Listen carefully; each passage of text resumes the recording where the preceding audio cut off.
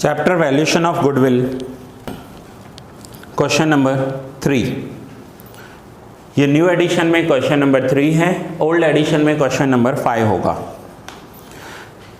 With a view to floating a limited company, the assets of partnership firm are being acquired. From the following information, calculate the amount of goodwill of the said firm first at 4 years purchase of super profit, 2 by capitalization method and third by capitalization of super profit method। एक ही सम आपको 3 अलग अलग method से करना है और तीनों अलग अलग मेथड से क्या आंसर आएगा वो आपको कैलकुलेट करके दिखाना है। सो सबसे पहला हम करते हैं सुपर प्रॉफिट मेथड। सो सबसे फर्स्ट क्वेश्चन नंबर 3 को फर्स्ट मैं सॉल्व कर रहा हूं सुपर प्रॉफिट मेथड से।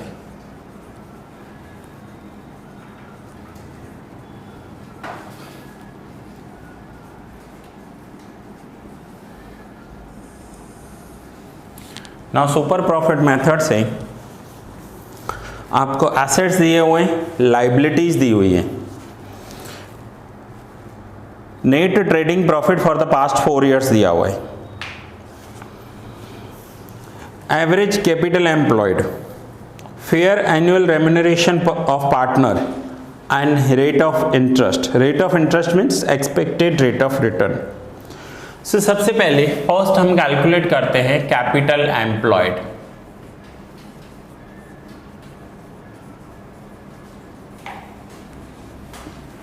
सो वैसे तो आपको assets minus liabilities minus preference share capital करना है, बट इसमें तो सीधा कैपिटल एम्प्लॉयड दे ही दिया है ना इन्होंने।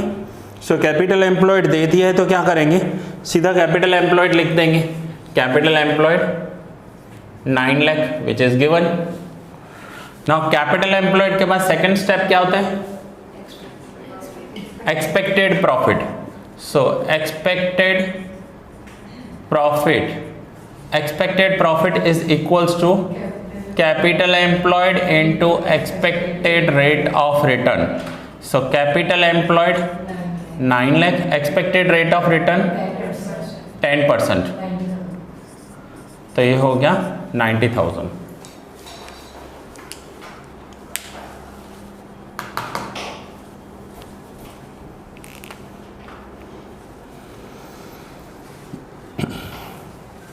Now expected rate of return के बाद थर्ड स्टेप कौन सा होता है, वेटेड एवरेज प्रॉफिट या एवरेज प्रॉफिट जो भी है। सो आपको देखो टोटल प्रॉफिट दिया हुआ है ना लास्ट 4 इयर्स का। सो हमें एवरेज प्रॉफिट कैलकुलेट करना है। सो एवरेज प्रॉफिट का फॉर्मूला क्या होगा, average profit is equals to total profit upon number of years. So total profit देखो कितना है, ये जो 4 साल का प्रॉफिट दिया हुआ है ना, इन चारों को टोटल कर लो।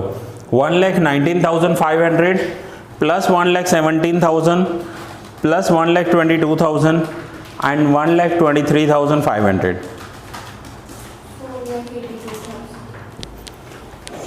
4,82,000 divide by 4, 1,20,500, that is average profit.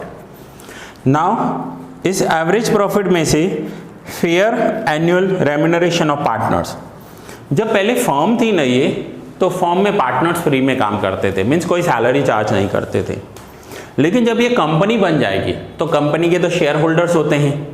अब शेयर होल्डर्स के लिए पार्टनर काम करेंगे तो अपनी सैलरी तो चार्ज करेंगे, क्योंकि वो जो प्रॉफिट है ना वो सभी शेयर होल्डर्स में डिवाइड होगा, तो पार्टनर अपनी सैलरी चार्ज करेंगे। तो यहाँ लिखा हुआ है कि पार्टनर्स का जो रेम्यूनरेशन देना है वो 18,000 देना है। तो अब प्रॉफिट उतना कम हो जाएगा, पार्टनर्स रेम्यूनरेशन। फ्यूचर में होने वाला कोई भी एक्सपेंडिचर हो तो वो डिडक्ट कर देंगे। सो अब ये माइनस करेंगे तो 1,02,500 हो जाएगा एवरेज प्रॉफिट। तो ये है average profit. Now next super profit and goodwill. So super profit क्या हो जाएगा नेक्स्ट स्टेप,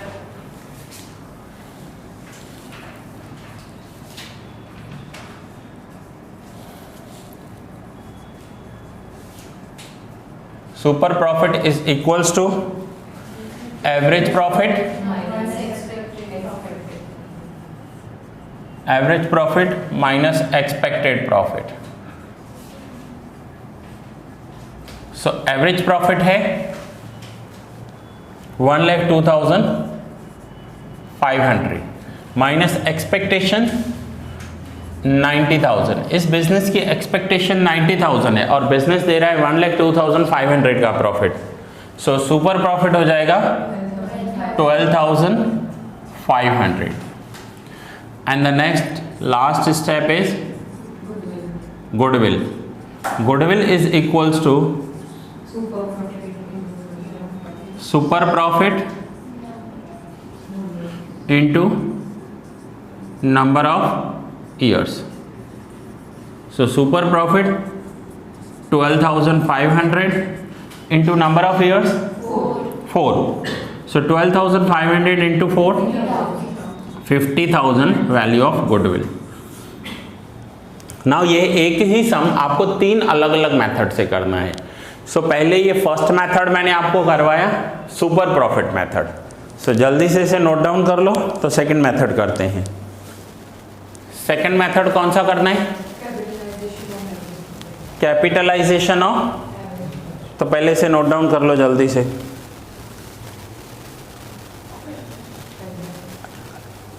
ठीक है, सो सेकंड मेथड करते हैं।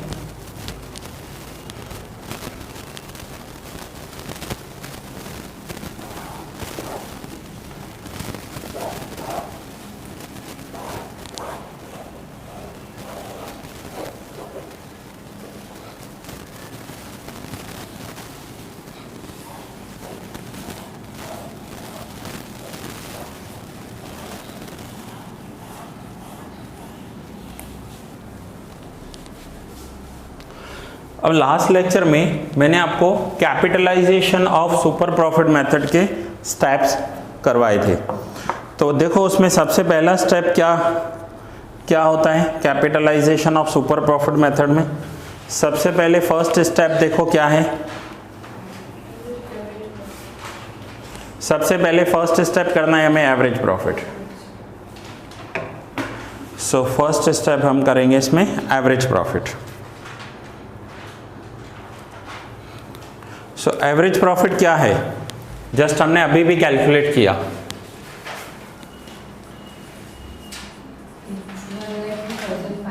एवरेज प्रॉफिट 1,02,500 जस्ट ऊपर ही कैलकुलेट किया है, इसलिए मैं डायरेक्ट वैल्यू लिख रहा हूं।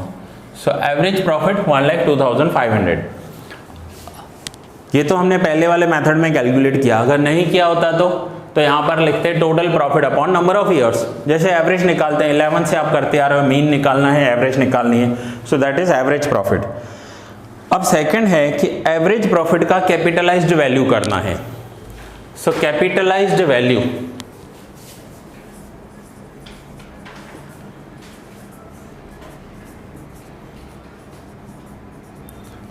Capitalised value is equals to average profit divide by expected rate of return.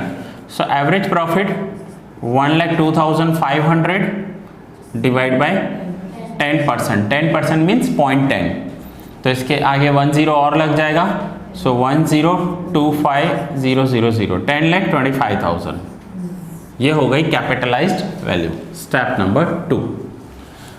Now then step number 3। इसके स्टेप्स आपको याद रखने कि पहले हमें एवरेज वैल्यू कैलकुलेट करना है, then capitalised value and then net assets. Net assets में assets minus liabilities.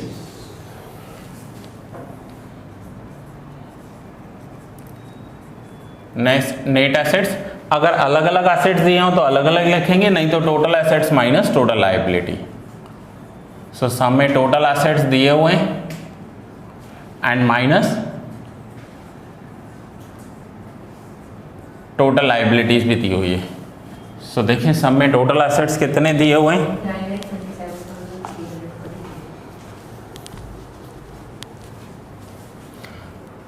9,27,342 minus total liability 52,492। So minus करेंगे 8,74,850। तो ये हो गया इनका नेट एसेट्स। इसके स्टेप्स अगर आपको याद हैं किसी भी सम के तो इजी हो जाएगा आपके लिए सम को सॉल्व करना। So finally last goodwill. Goodwill कैसे कैलकुलेट होता है इसमें?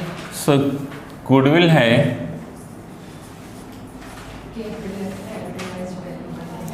Capitalised value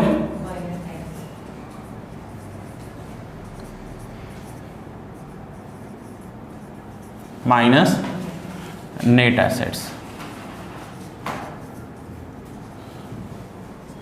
so capitalised value, so capitalised value क्या होती है कि प्रॉफिट के अकॉर्डिंग उसका कैपिटल वैल्यू क्या है। सो वो है 10,25,000 माइनस 8,74,850 नेट एसेट्स 1,50,150। ये है हमने सेकंड मेथड किया, second method by capitalization method. ये मैंने आपको सम सॉल्व करवाया कैपिटलाइजेशन ऑफ एवरेज प्रॉफिट। हाँ, हमने एवरेज प्रॉफिट का कैपिटलाइजेशन किया, capitalization of average profit. So एक ही सम को पहले हमने नॉर्मल सुपर प्रॉफिट मेथड से सॉल्व किया, नाउ कैपिटलाइजेशन मेथड से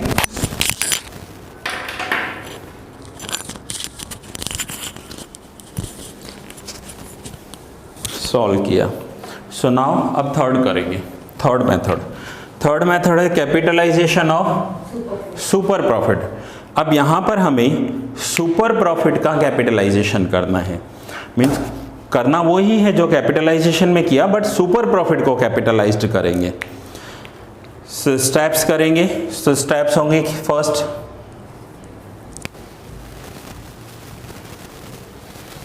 अब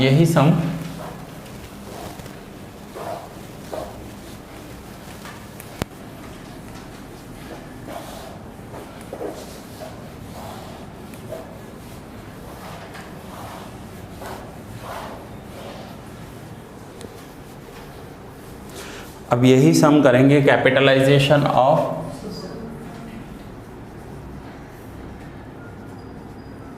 super profit. So capitalization of super profit, अब उसमें सबसे पहले करना है कैपिटल एम्प्लॉयड। सबसे पहले फर्स्ट स्टेप हम करेंगे कैपिटल एम्प्लॉयड।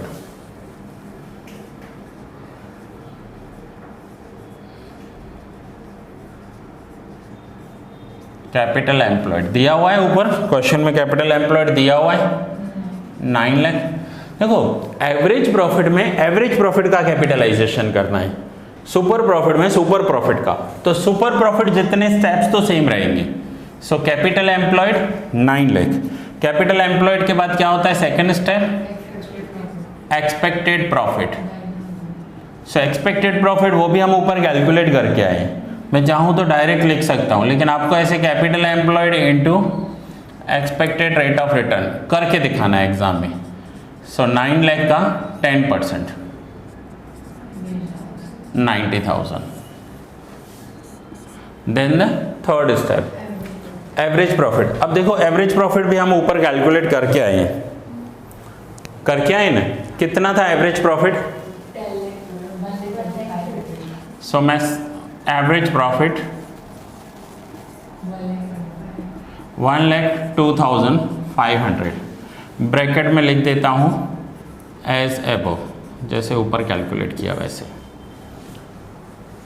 1,02,500। स्टेप्स देखो शॉर्ट में भी लिख सकते हैं, अगर आप तीनों मेथड कर सकते हो, अगर एक ही मेथड पूछा है तो फिर तो आपको पूरा करके दिखाना पड़ेगा।